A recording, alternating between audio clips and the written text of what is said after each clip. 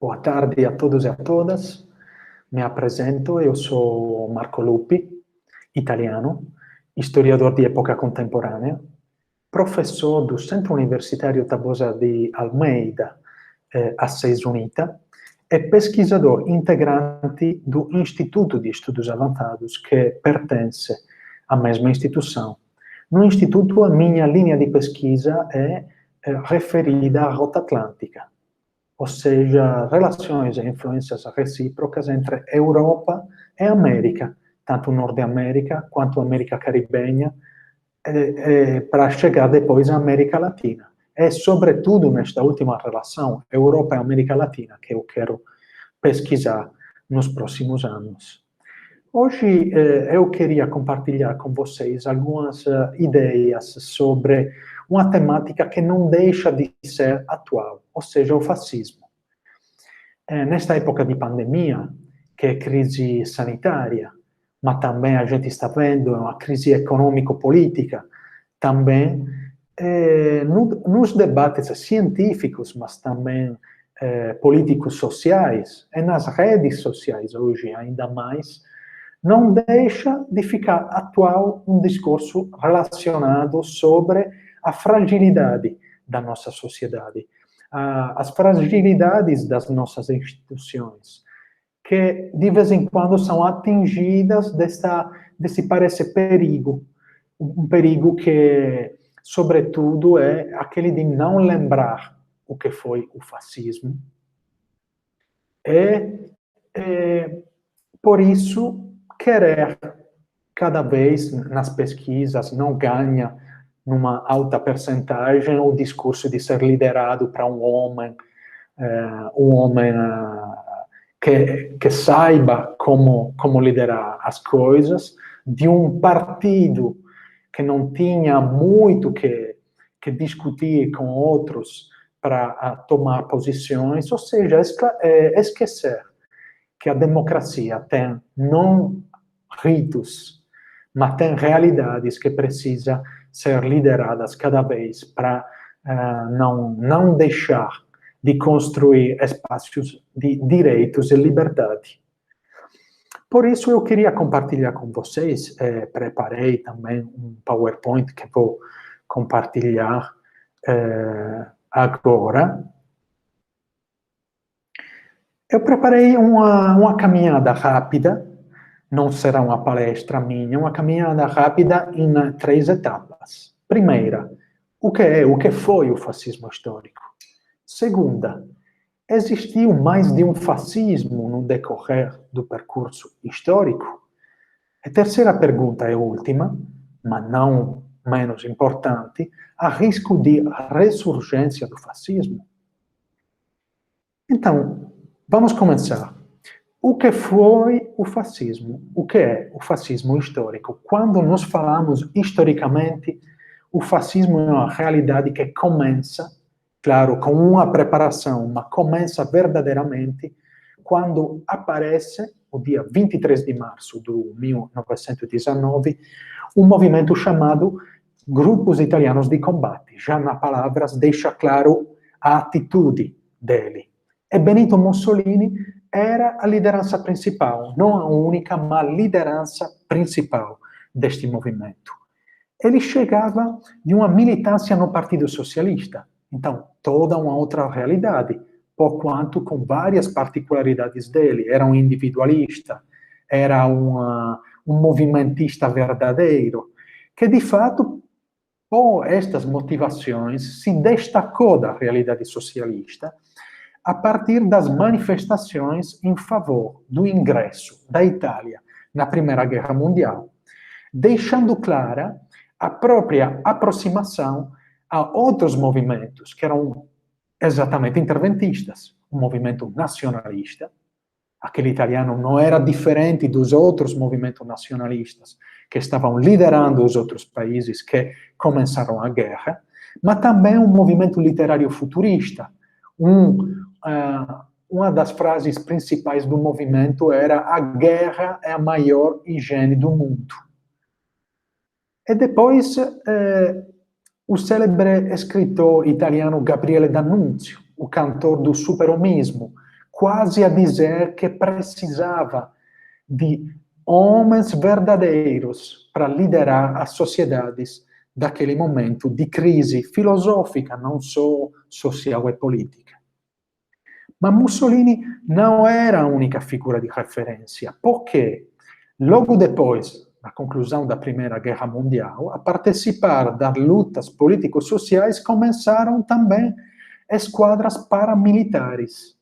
E vocês podem ver aqui alguns nomes daqueles que eram chefes dessas esquadras: Farinacci, Grandi, De Vecchi, Bianchi, sobretudo este Michele Bianchi, que as últimas pesquisas relacionadas ao fascismo italiano deixam claro que no começo foi ainda mais importante de Mussolini, porque foi aquele que tomou na mão o fato de querer prosseguir com esta história quando, no famoso Biênio Vermelho, o famoso Biênio Vermelho são 2 anos, o Biênio 19-20, no qual as lutas, os protestos nas ruas atingiram as principais realidades do país.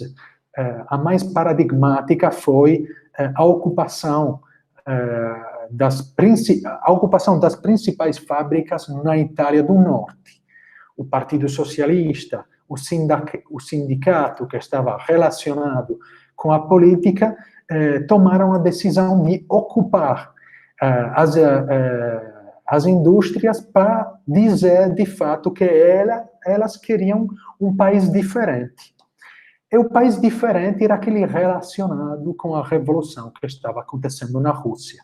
Por isso, este perigo relacionado ao socialismo e a um nascente comunismo fez como que nós podemos dizer, este polo oposto ao mundo socialista e mundo comunista nascente, exatamente esse mundo diferente, um nacionalismo, um poder que estava nascendo do baixo, mas com atitudes bem particulares, começou a ser financiado, a ser aceitado, antes de tudo, das velhas lideranças políticas liberais, e também a ser financiado da grande indústria, exatamente porque o socialismo não tomasse o poder.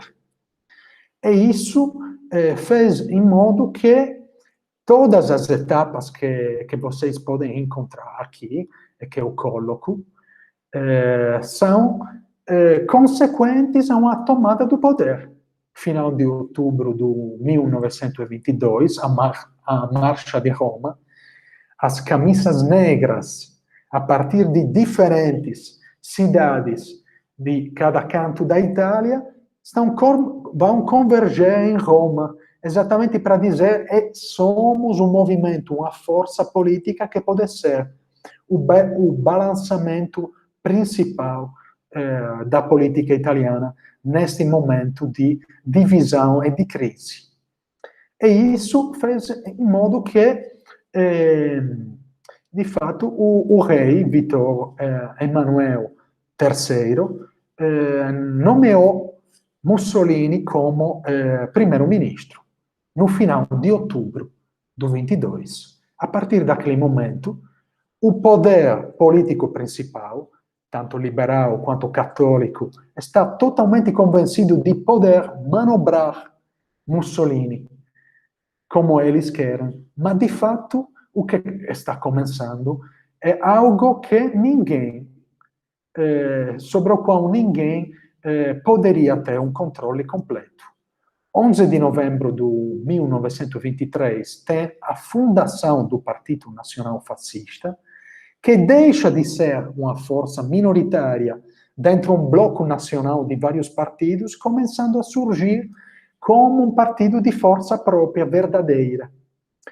Tanto que algumas coisas que vão acontecer é que cada um de vocês pode encontrar em qualquer livro de história que relaciona sobre isso, deixa claro que, a partir do famoso discurso de Mussolini, no começo de janeiro de 1925, depois do atentado no qual encontrou a morte o famoso Giacomo Matteotti, secretário do Partido Socialista Unitário, que foi encontrado, o corpo dele foi encontrado nos centros rurais, perto de Roma.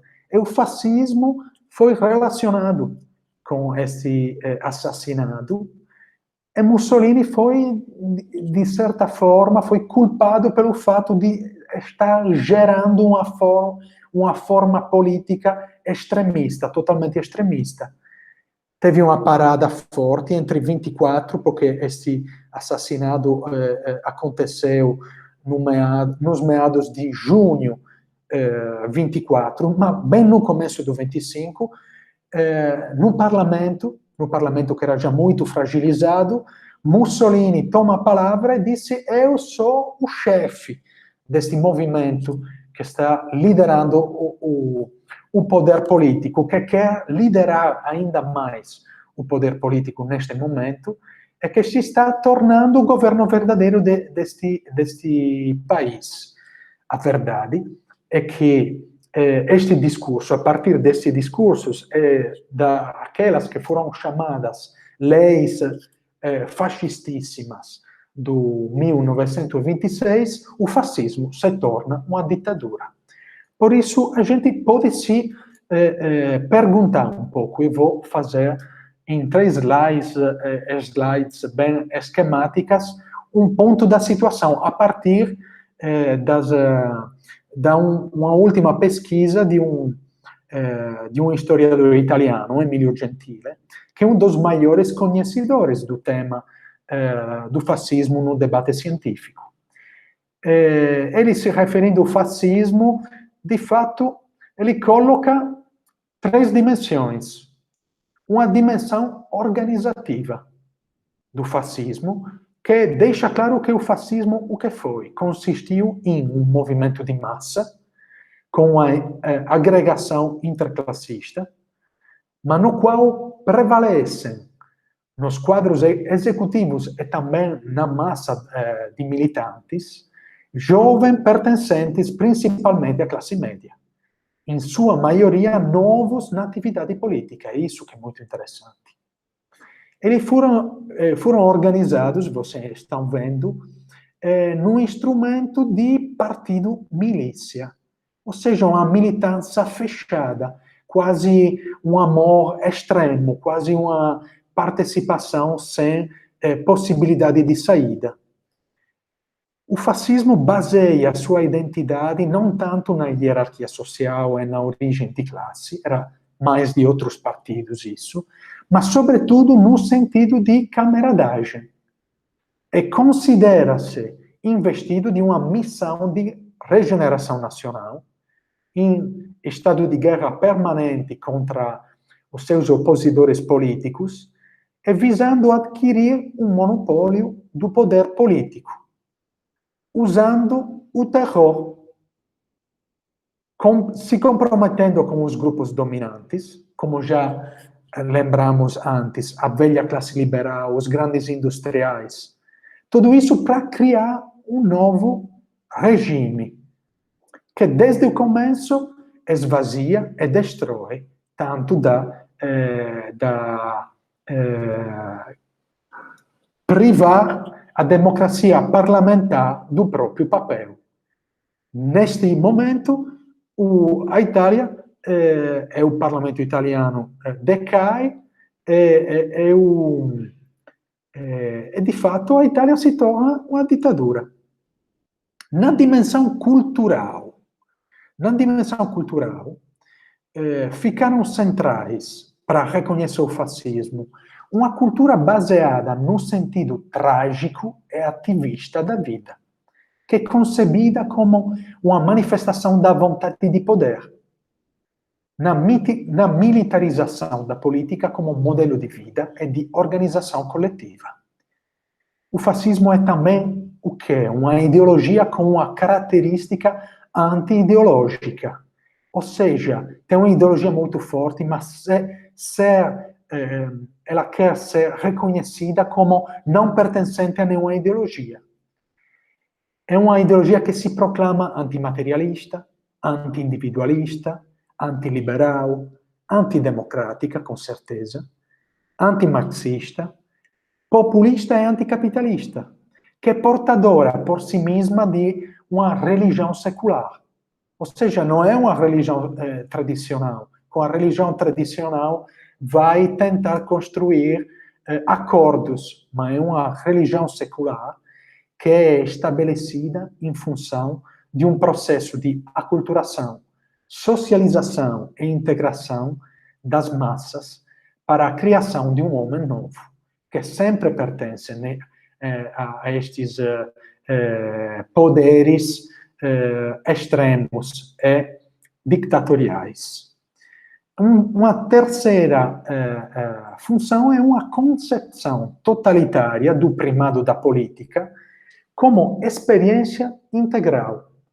É uma revolução contínua, a fim de alcançar, através do Estado totalitário, a fusão do indivíduo e das massas como comunidade étnica e moral, adotando medidas de discriminação e perseguição contra aqueles que são considerados fora dessa comunidade, por seres inimigos do regime ou por pertencer a raças consideradas inferiores ou perigosas para a integridade da nação que tem uma única dimensão, é italiana, mas é fascista e quer ser fascista cada dia mais.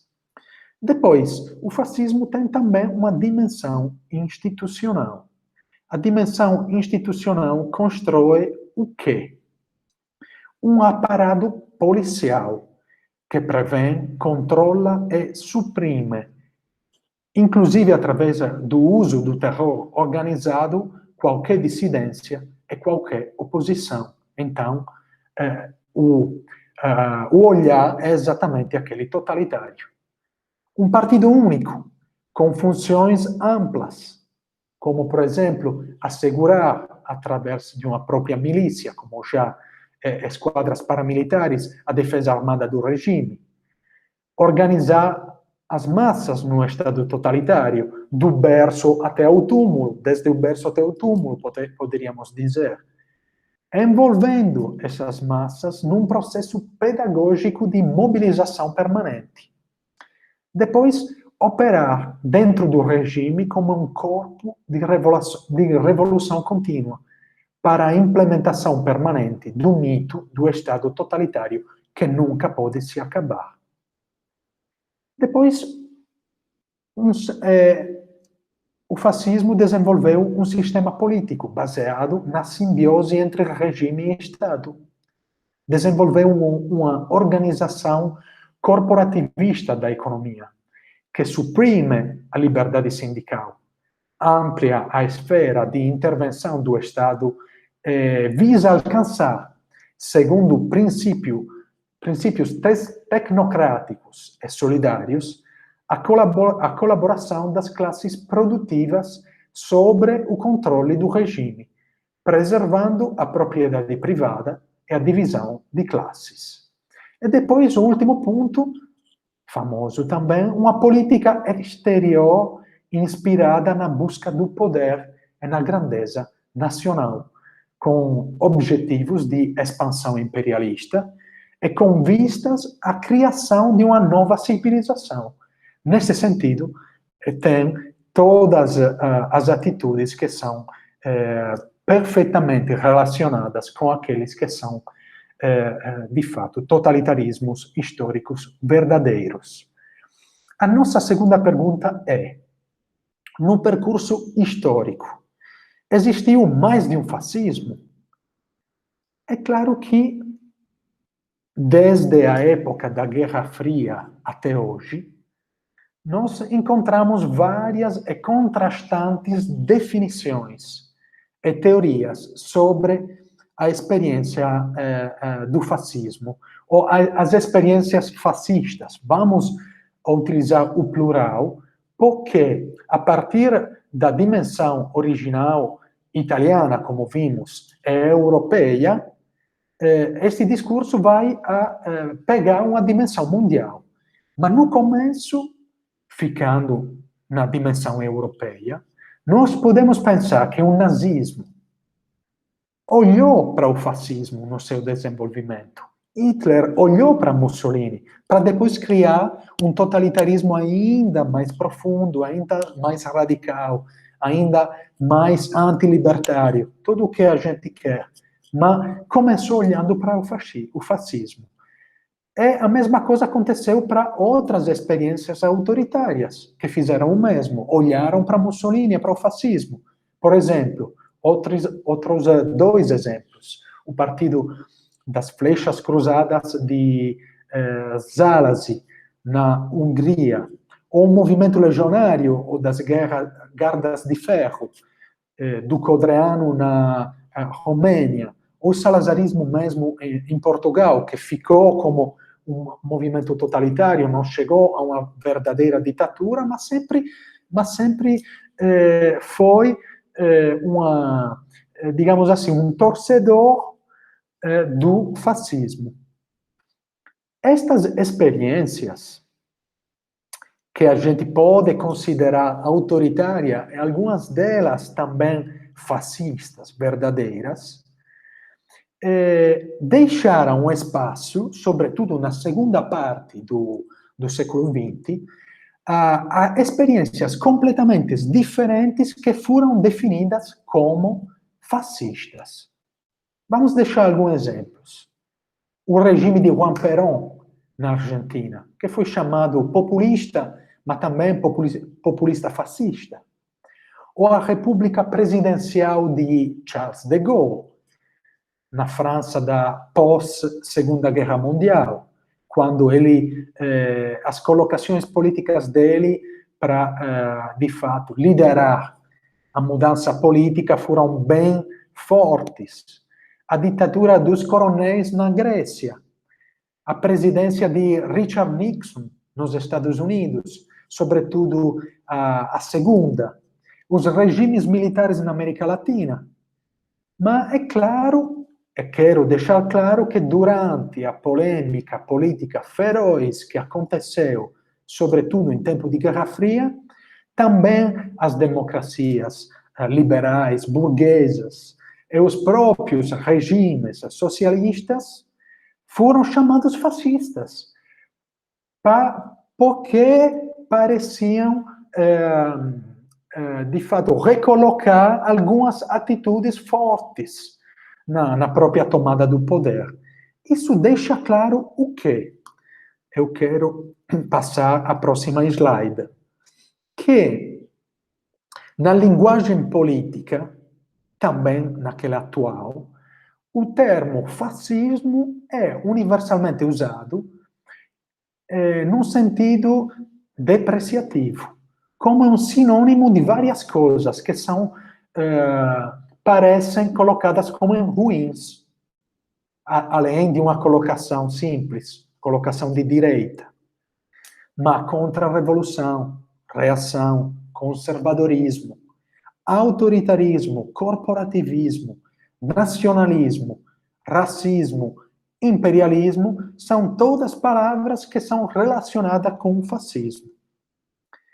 De forma verdadeira ou falsa, de forma que tem um sentido, ou várias vezes também quando não tem um sentido, quando é uma forçadura do discurso político.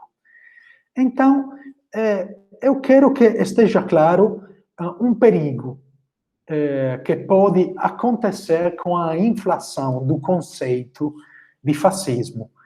Este perigo se fortalece quando, por um lado, se chega a deshistoricizar o fascismo, ou seja, se deixa o discurso do fascismo relacionado o que aconteceu e se desenvolveu a partir da Itália para depois se espalhar, utilizando o fascismo de forma instrumental na batalha política, para atribuir aos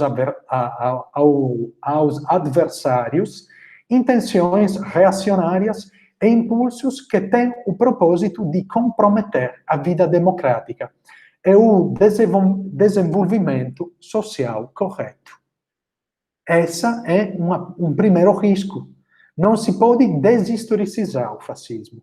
A partir da historicização, depois se podem fazer com discursos, mas sem deixar a posição clara que o fascismo histórico é exatamente isso.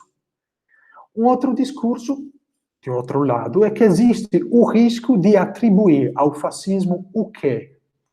Um aspecto universal é uma dimensão meta-histórica. O que significa fora da história, fora do tempo, também cronológico. Como se ele pudesse se manifestar em qualquer lugar, como se ele pudesse se manifestar em qualquer momento, dando-lhe assim uma centralidade que muitas vezes é exagerada, construindo um medo que poderia prejudicar o desenvolvimento democrático. Falar disso, eu quero deixar claro que não significa limitar o debate entre os estudiosos, ou não permitir a proposta de leituras histórico-politológicas que poderiam qualificar recentes acontecimentos políticos ou desvios autoritários como tentativas de romper o caminho democrático em várias realidades do mundo. Ou seja, é possível, vislumbrando o fascismo, de qualquer forma, dizer, não tanto dizer eu sou um novo Mussolini, eu sou um novo Hitler, mas de certa forma, piscando o olho, dizer eu pertenço à mesma história, uma história forte, uma história que sabe resolver as problemáticas deste mundo. Então, vamos chegar no terceiro e último ponto que eu quero tocar com vocês. O terceiro tem um risco de ressurgência do fascismo?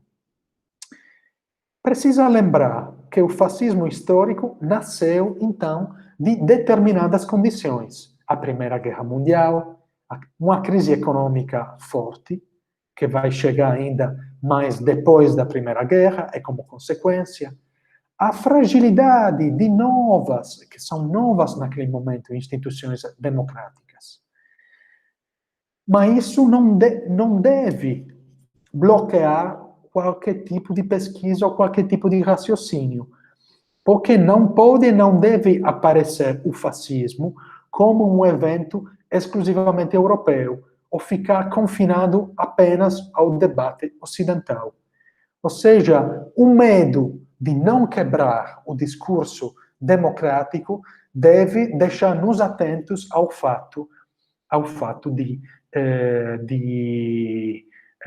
sempre tentar de alcançar o discurso democrático como a principal referência das nossas sociedades, dos nossos organismos políticos. Mas, a partir disso, eu quero dizer que o risco de ressurgimento do fascismo histórico pode ser considerado baixo, porque estes demasiados elementos seriam todos necessários para repropor o modelo e as divisões das sociedades democráticas. Inclusive, deveria ter uma miopia da classe dirigente, que deveria ser máxima. E também deveria ser totalmente inexistente a sociedade civil para produzir um conjunto de eventos que deveriam trazer ou deveriam chegar até a afirmação de um regime fascista ou ditatorial. Isso para dizer que, se nós queremos falar de um poder político igual àquele fascista histórico, precisa de um conjunto de coisas. Então, antes de falar de fascismo, precisa também de tomar cuidado, não é? Mas de fato, isso não significa que não sejam reais possíveis atitudes, referências históricas, também declarações de pertença de intelectuais, de movimentos políticos, de associações com diversos fins que olham o fascismo, que olham o nazismo como modelos que se referem às palavras de Mussolini ou de Hitler, elogiando os pensamentos deles, as ações deles como adequados para resolver os problemas da sociedade atual. Isso deve ser uma primeira campainha de alarme. Quando isso acontece, começar, de fato, a acrescentar os debates, levantar mais vozes para dizer que a democracia é exatamente uma coisa diferente daquela que foi construída dos fascismos históricos. É isso porque, esse é o segundo ponto, eu estou chegando à conclusão. As nossas constituições, todas as nossas leis, eu não tenho medo de dizer, aquele que chamamos antifascismo, já se expressaram num processo de reconstrução democrática e fizeram o seu caminho através de uma clara posição de condenação do fascismo. São antifascistas por definição aquelas constituições. Surgiram dizendo que o fascismo é exatamente o contrário que tem que se colocar naquela carta de identidade que é a Constituição. É que todos aqueles que tomam posição contra a discriminação, contra o racismo, contra a vontade de não reconhecer a igualdade e a liberdade como essenciais, porque cada país possa buscar sua própria posição internacional, reconhecer a própria história, ver reconhecidos os próprios direitos e necessidades, tudo isso são poderes fascistas, de fato se poderia dizer, porque a Constituição nos garanta a possibilidade da liberdade, de direitos reconhecidos, de uma democracia como uma troca de posições, como um debate verdadeiro entre posições diferentes que podem debater, que devem debater, também sendo maioria e minoria, para construir um regime democrático. Então, o risco de uma nova proposição do fascismo se manifesta quando tudo isso é esquecido. Neste sentido, para mim, o estudo da história, o livre debate científico, o confronto entre culturas políticas podem e devem continuar a construir as bases da vida civil e do bem comum, porque nós devemos continuar a olhar para isso com humildade, com força e determinação, porque tudo o que vai acontecer no futuro está relacionado com as nossas pesquisas, com a nossa atenção e com a nossa atitude democrática. Exatamente isso. É o que queria apresentar para vocês, e com isso eu vou saudar. Até a próxima.